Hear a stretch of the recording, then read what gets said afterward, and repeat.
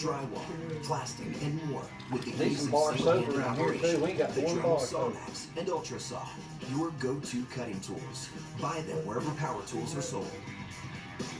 There's no soap. We gave the people of San Francisco a chance to explore their family history with I use MyHeritage.com. conditioner and I'd like to shampoo find out and who all my over. grandparents wore. Let's see what we got from it. I ain't trying to. Wow. This is the first time I've God ever dang, Daddy, them seen my son of bitches grandfather's is name. Everywhere else, there's no record of him, but he's right here. I don't know any of my mom's side of the family. It's a huge surprise. He was born in Germany. I didn't know that. Discover your family history with MyHeritage.com. Sign up for free today. An evening in front of the fire can be so relaxing, That figured but out. dangerous creosote buildup can cause a chimney fire. Help protect your Young man, home with man, CSL, the I need to creosote use the sweeping rough log. end of this It helps sponge clean your right here, chimney right there, while real it hard for about burns. 5 Inside your chimney walls, there's a constant buildup of flammable tar and creosote. The active minerals in CSL will reduce those dangerous creosote deposits, Yeah, making you got your a next whole fire person back safer. here It's so behind easy. Burn just once every 60 fires. Okay, CSL, I the ain't creosote got sweeping log. CSL is available at Lowe's, participating True Value, Ace, and Walmart.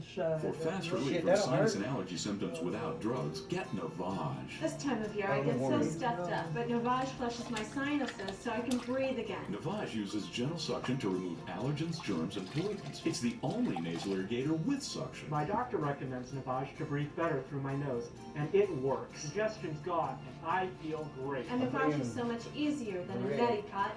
To breathe better without drugs, get a 30-day Now, why risk-free you trial. can't get your Go heel to in the sheet Navage.com sometimes? now. Right there, you got it's an inch too big. The best ideas come from I solving got a common grinder problems. with a My problem, sandpaper like a lot of thing other on it. men, I couldn't 4 find a inch. shirt that looked good on top. So this became my passion, to design a shirt that captures the perfect balance between length and fit. Easy to say, not that easy What to do. lotion you want to But put with on? some I'll innovative take design that. I'll take changes, more of it off. we did it. Our problem, my solution. Untuckit.com.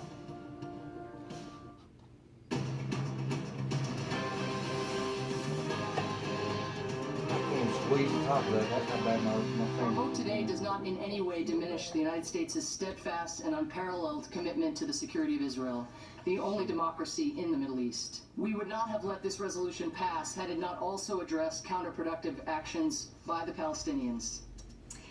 That is our ambassador to the UN, Samantha Power, today after the abstention from the vote. Let's I'm bring getting in our heavy panel, stuff. Jonah Goldberg, senior editor at National Review, Molly Hemingway, senior editor at The Federalist, Charles Lane, opinion writer for The Washington Post, and syndicated columnist Charles Krauthammer. And to anyone who thought it was going to be a quiet holiday week of news, it's definitely not been the case.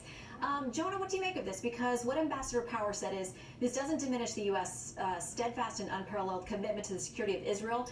That's not how Israel's interpreting this. That's not how basically any observer is interpreting this. This is like me punching someone in the face. It's me saying I'm not punching you in the face. Of course, this diminishes their America's steadfast support for Israel.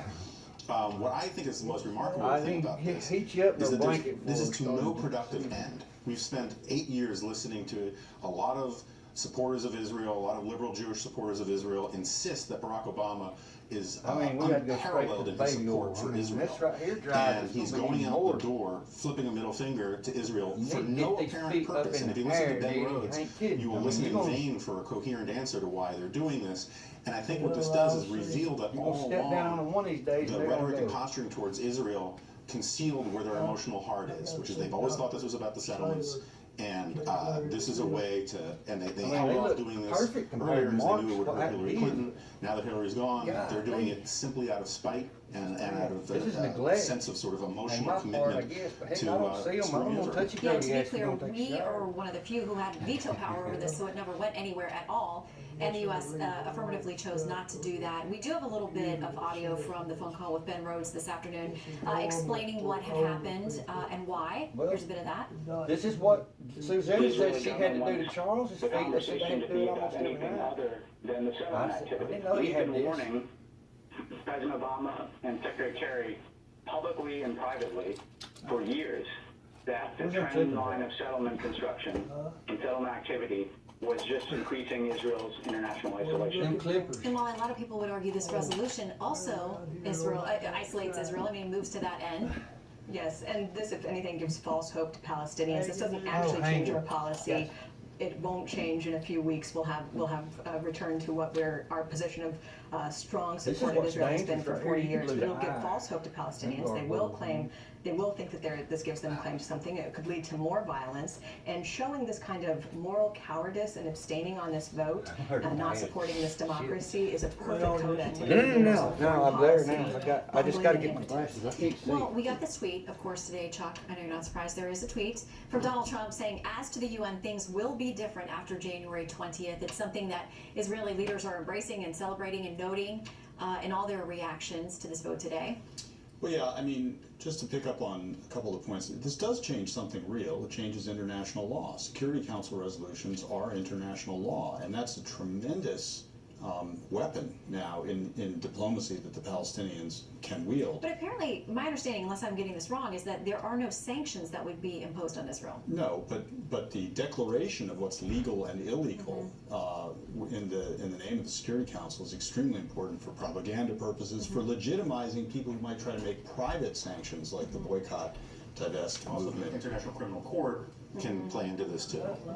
But just to pick up on the point about what I think is fascinating in terms of the domestic politics of this, just as you said, the Israelis are now kind of openly placing their hopes in a Republican president coming in and crying betrayal at a Democratic president. We have come a long way in this country from the time when support for Israel was a bipartisan, almost unquestioned bipartisan thing. And now you are seeing not just a split between the parties, but you will soon see a split within the Democratic Party that will be provoked by this step.